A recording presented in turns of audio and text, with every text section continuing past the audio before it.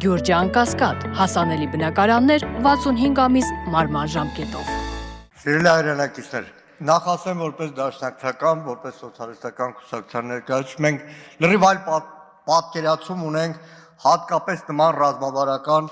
ճյուղերի ընդհանրապես սեփականաշնորհման, ընդհանրապես կառավարման եւ կարծում ենք, համոզված ենք, որ հասարակությունը ժողովուրդը պետք է մասնակիցը դառնա այս կառավարման, բայց սա այս նախագիծը սրա մասին չի։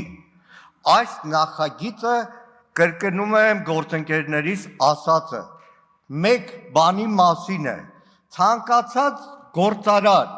ով այս իշխանությանը մի թթու խոսք ասի կամ ցանկալի խոսքը չասի, փոխվելու է օրենքները։ Դիմում եմ այն գործարարներին, բոլորդ հիշեք, ցանկացած ձեր իշխանությանը ոչ հաճող խոսքից հետո բերելու են այս օրենքը փոխել։ Սիրելի ժողովուրդ, տեսեք ինչ է կատարվել։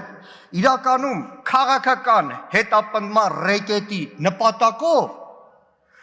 իշխանությունը չի խորշել գնալ նույնիսկ հայտարարությունների։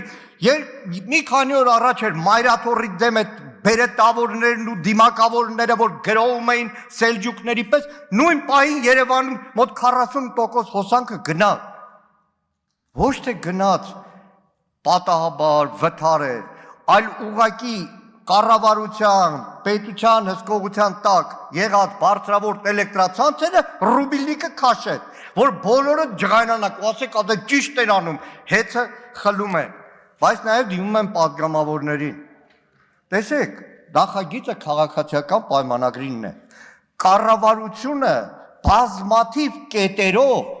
վերապահումներ է դրել, որը ես համոզված եմ 3 ժամվա մեջ չի լրամշակվելու, արդյունքում